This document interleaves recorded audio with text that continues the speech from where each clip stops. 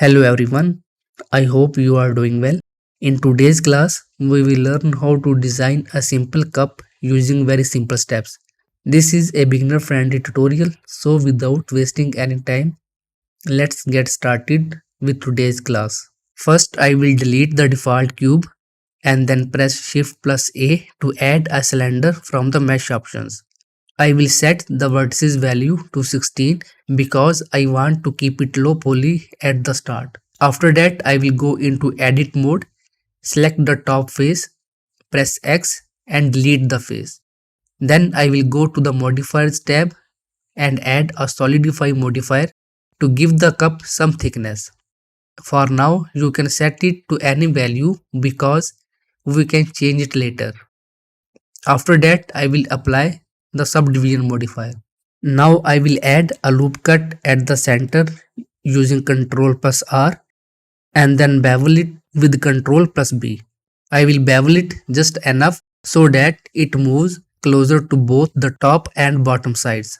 Now I have a better idea of how much thickness I need in the solidify modifier. So I will adjust the thickness accordingly.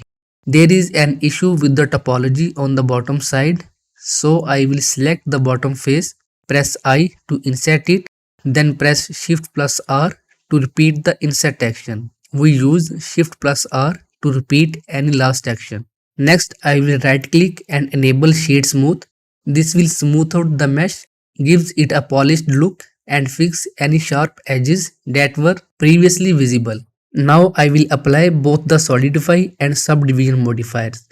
Since the topology on the top and bottom is almost same, it will be easier for us to create the cup handle in the exact center. For that, I will add an edge loop near the top using Ctrl plus R and another one near the bottom. I will select both edge loops, press S to scale and then Z to constrain the scaling along the Z-axis, which will give me some extra width for the handle. Right now our 3D cursor is at the word origin. I will move the cursor to this specific vertex by selecting the vertex and pressing Shift plus S, then choosing cursor to selection. This will place the 3D cursor on the selected vertex. After that, I will select these two faces and activate the spin tool.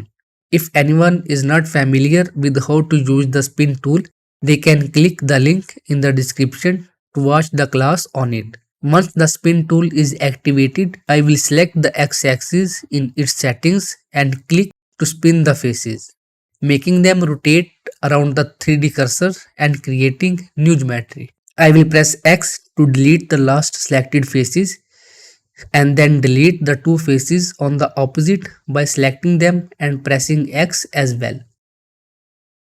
Next, I will alt click on this edge loop to select it, and to select the second edge loop as well, I will shift alt and left click. Once both edge loops are selected, I will right click and choose bridge edge loops, which will connect them. I think I should select this edge loop, right click and choose dissolve edges to remove it. Now I will apply the subdivision modifier. In edit mode, I will add an edge loop here using Ctrl plus R and another one here. Then I will set the subdivision modifier levels to 2. As you can see, we have successfully designed a cup model with just a few simple steps. To add color or material to the cup, I will go to the material options and create a new material.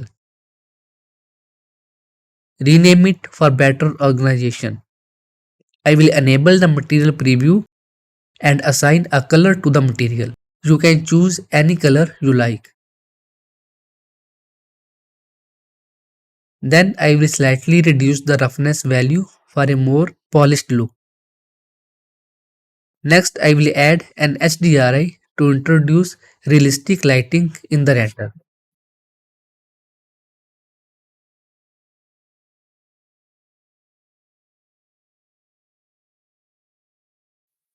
When switching to render mode, you should see the HDRI in the background.